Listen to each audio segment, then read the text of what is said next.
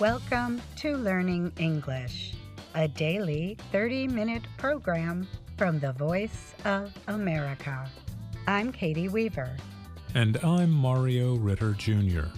This program is designed for English learners, so we speak a little slower and we use words and phrases especially written for people learning English.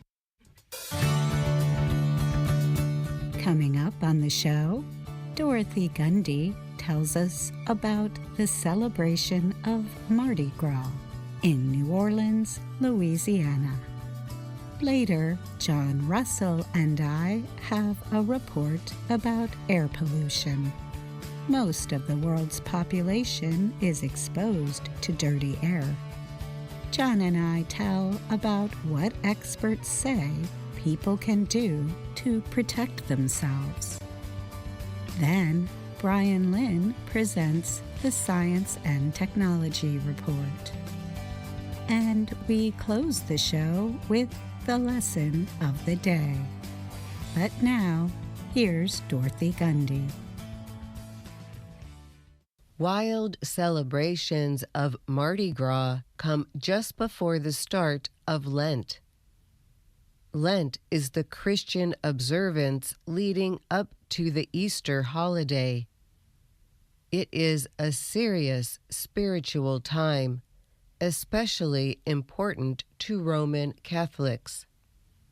The name Mardi Gras comes from the French language. It means Fat Tuesday. The day is also called Shrove Tuesday in some places. Mardi Gras marks the end of the carnival period, a time of public merrymaking, energetically observed in Europe and South America. During Mardi Gras, huge crowds fill the streets of New Orleans, Louisiana, in the southern part of the United States. People from all over the country come to eat, drink, and dance. Police watch the crowds carefully. Many parties and parades have already taken place by the time Fat Tuesday arrives. In fact, activities start in January and last for weeks before the Big Tuesday. Social groups hold parades. Some of the huge floats or special parade vehicles carry up to 250 people. Riders on the parade floats wear colorful clothes. Top hats made from bird feathers can stand a meter tall. Beautiful and sometimes strange masks cover the faces of people on the floats. These people throw cups and necklaces to the crowds of people who watch the parades. Another tradition is to eat king cake. This food, similar to a sweet bread, is served at Mardi Gras parties. Inside one piece is a small plastic baby. Whoever gets the baby must promise to hold the next party. The French Quarter is the oldest part of the city. It remains the heart of New Orleans.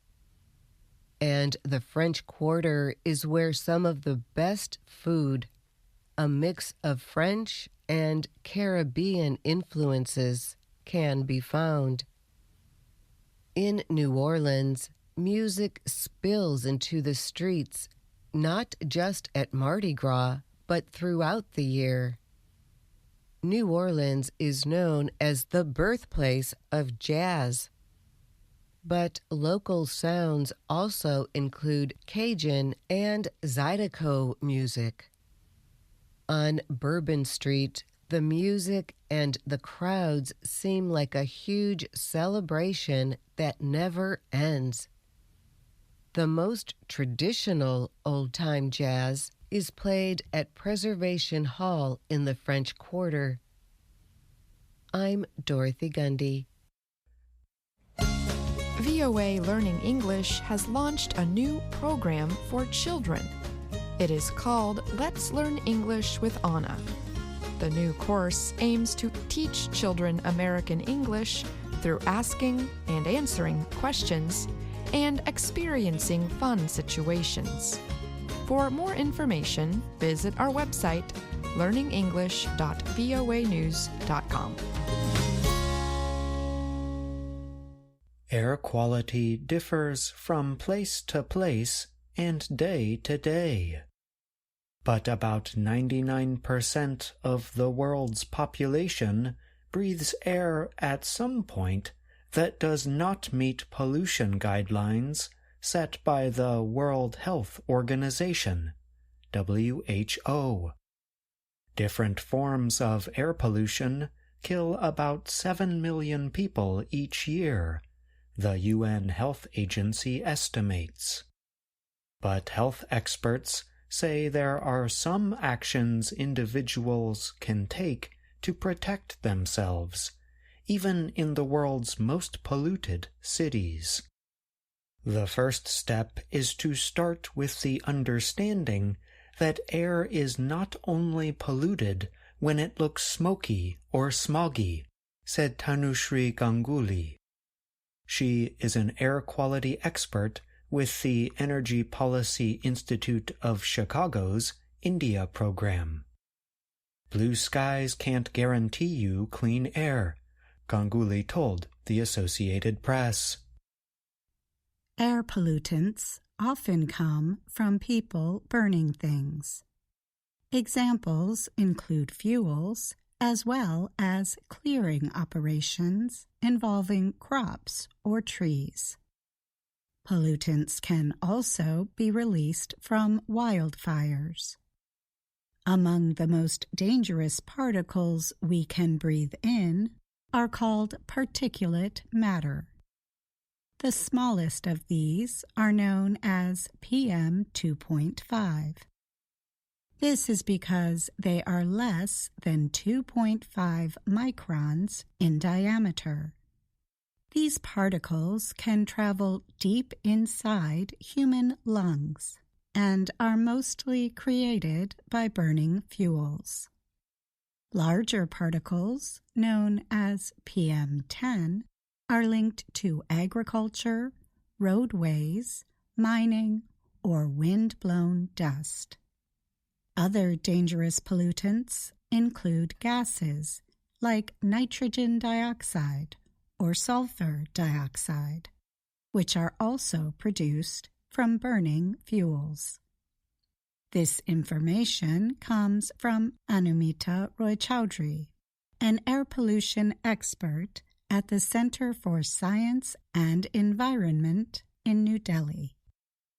The American-based Health Effects Institute says air pollution is the second largest risk factor for early death worldwide, behind blood pressure.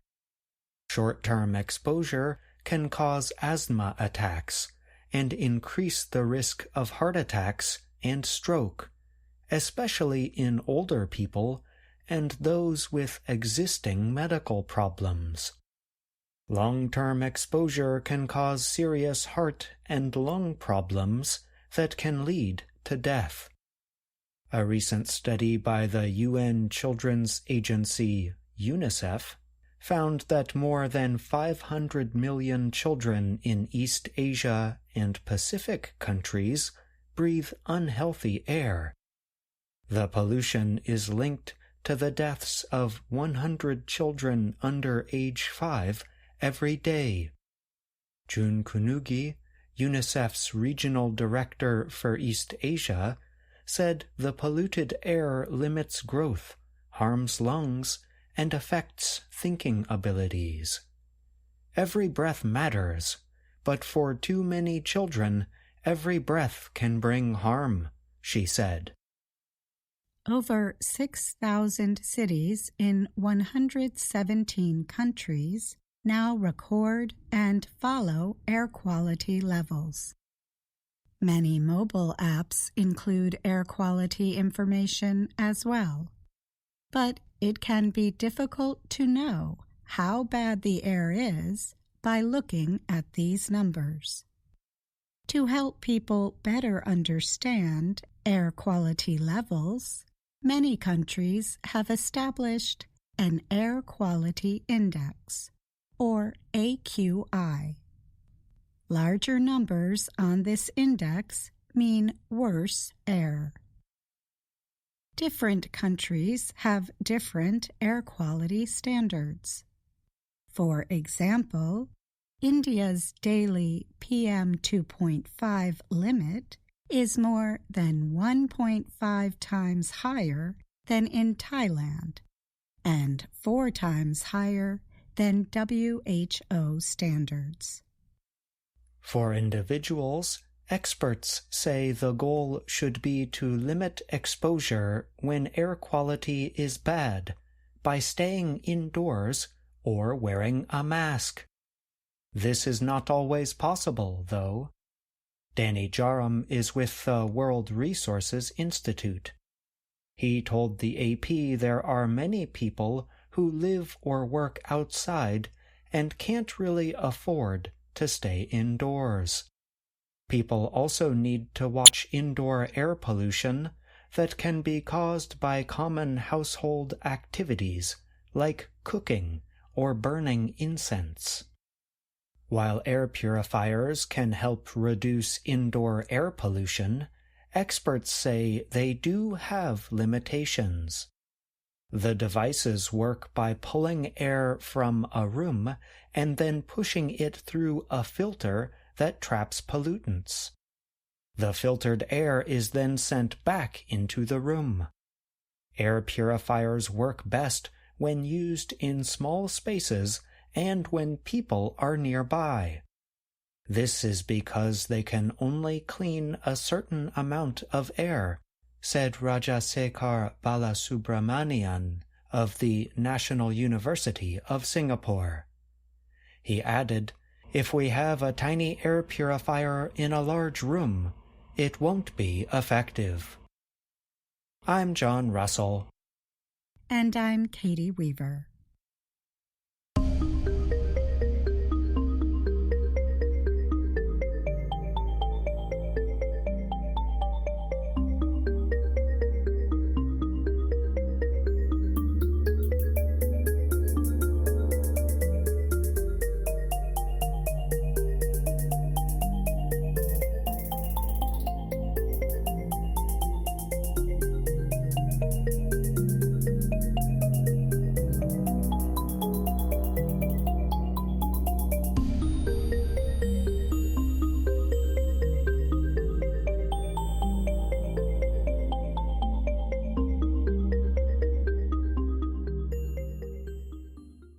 Japanese automaker Toyota says it is building a research center in a city-like setting to test robotics, artificial intelligence, AI, and autonomous vehicle technologies. Toyota recently announced it had completed the first part or phase of the center called Woven City. It sits near the southern Japanese city of Susono. Company officials recently showed off the latest progress to reporters from the Associated Press. Daisuke Toyoda is an executive for Toyota who is helping lead the project. He told the AP that the center was not designed to be a smart city. However, it aims to carry out technology research and development and be a test course for mobility. The company said Woven City would serve as a living laboratory. It aims to test technology systems to support future changes in the movement of people, goods, information, and energy. Toyota said the center is meant to be a place where researchers and technology company officials can come together and share ideas.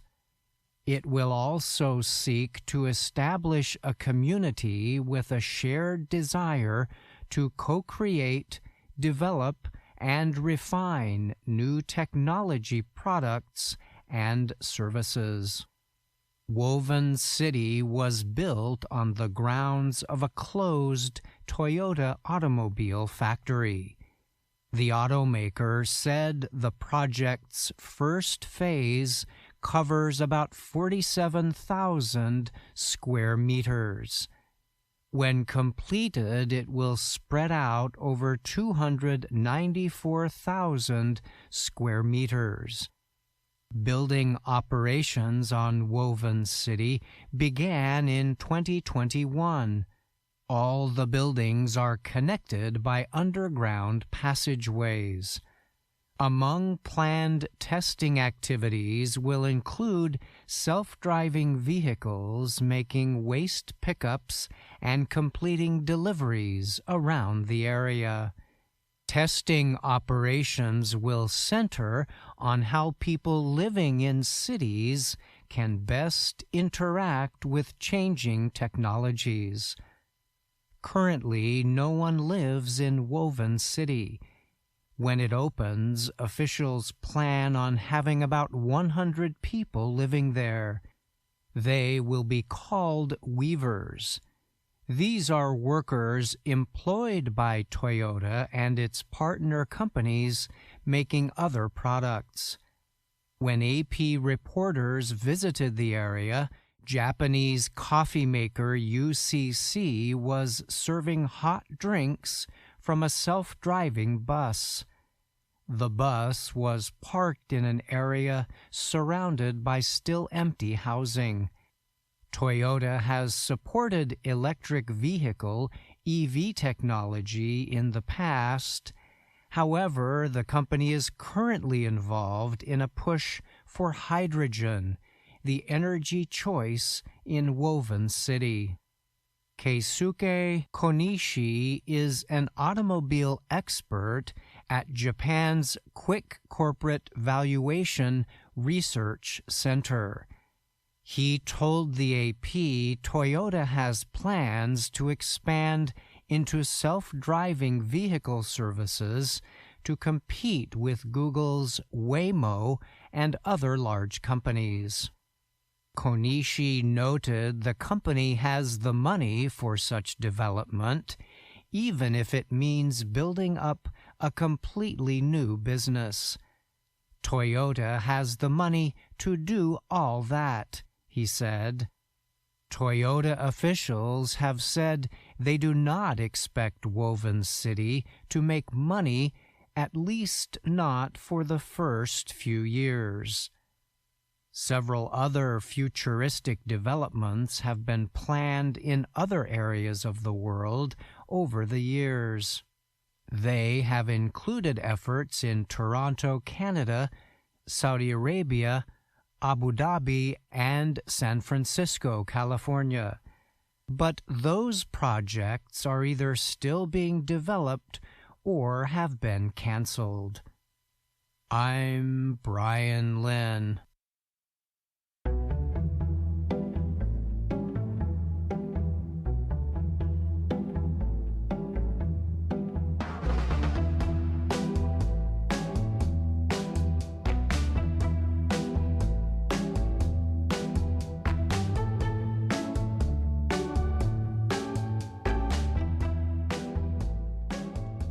Hello, my name is Anna Mateo.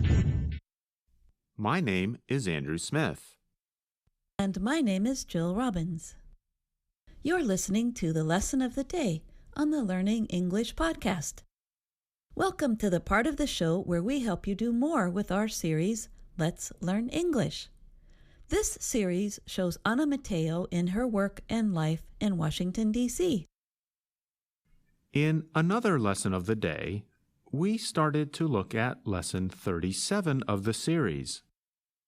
In Lesson 37, Anna starts talking to a man who is visiting Washington, D.C. The man lives in a rural area and does not feel comfortable in the city. Soon, Anna and the man start talking about whether they prefer to live in the city or the country. And in this situation, the word country just means a rural area. Let's listen to their conversation. Thank you. Thank you. Are you okay? You seem nervous. Well, this is my first visit to Washington, D.C. I'm from a small town in the country. I feel a little lost. I'm from the country too, and I understand. When I first came here, I felt lost all the time. So, do you like living in the country or in the city?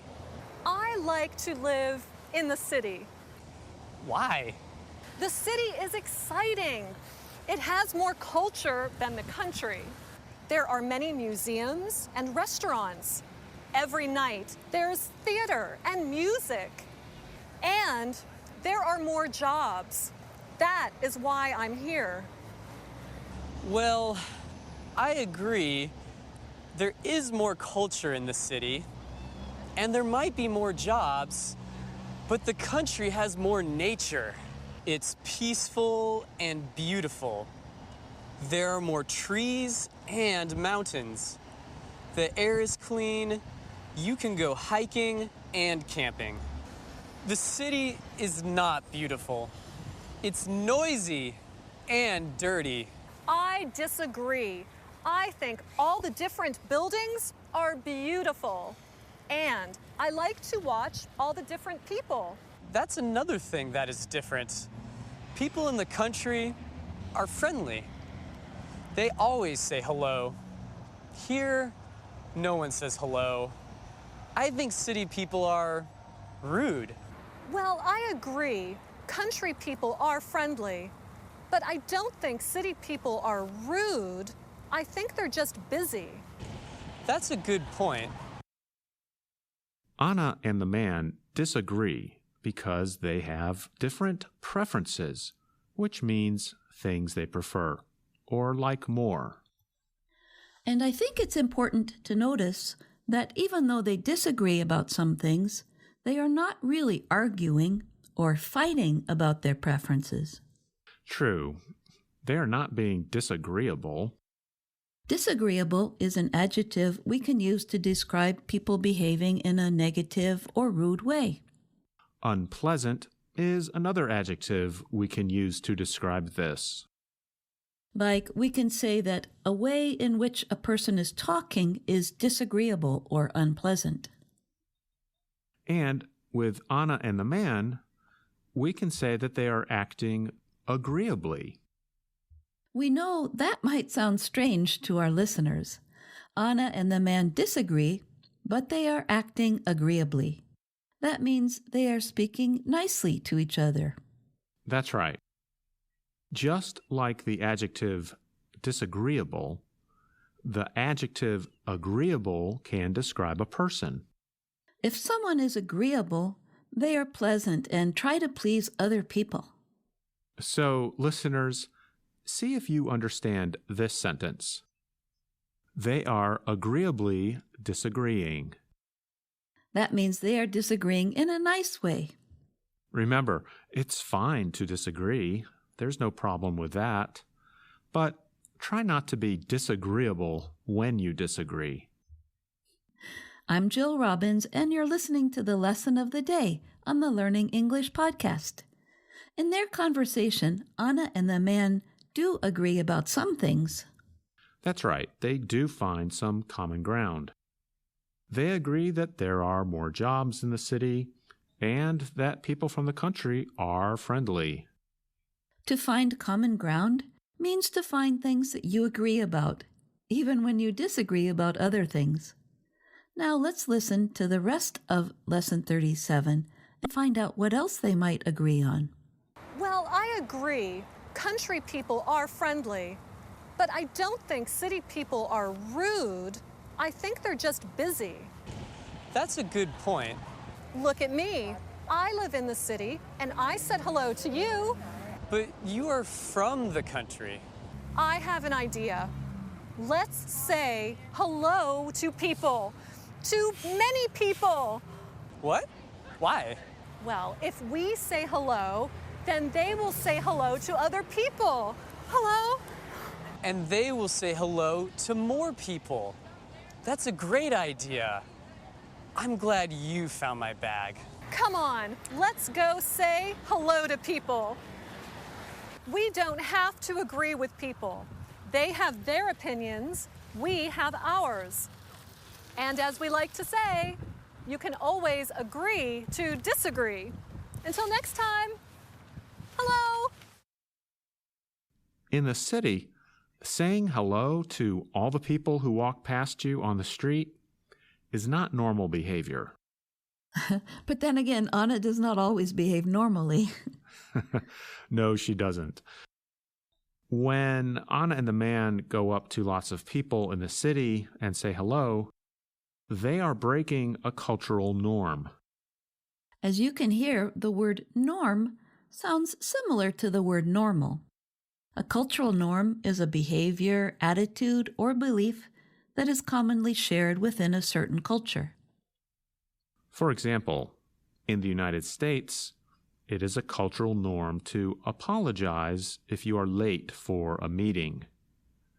Another cultural norm is for men and women to shake hands when they meet at a business meeting. We can say that people break cultural norms when they show behaviors, attitudes, or beliefs not commonly shared within a culture. And we use the verb adhere, spelled A-D-H-E-R-E, plus the preposition to talk about following the usual or normal behaviors within a culture. For example, we might say in an important business or government meeting, people usually adhere to cultural norms. In a physical sense, the verb adhere means to stick to something. For example, glue adheres to most surfaces. Social norms means the same thing as cultural norms. That's a good point.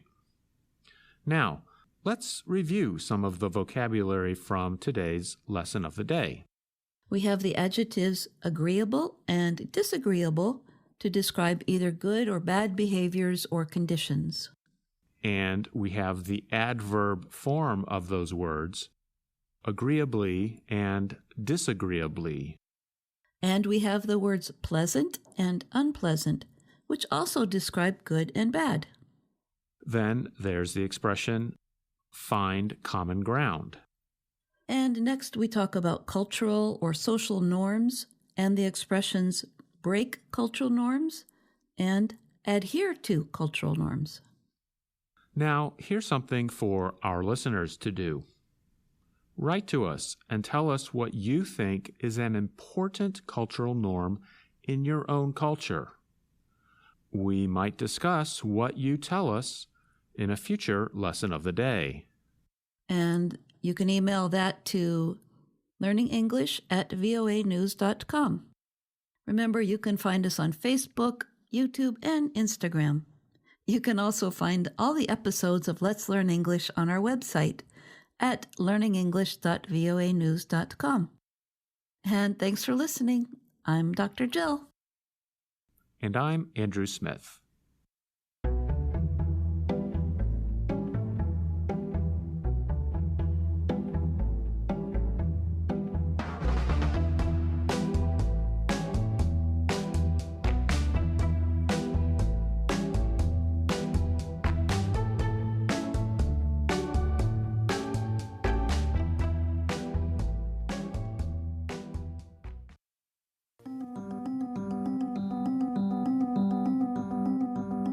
That's our show for today. But join us again tomorrow to keep learning English on the Voice of America. I'm Katie Weaver. And I'm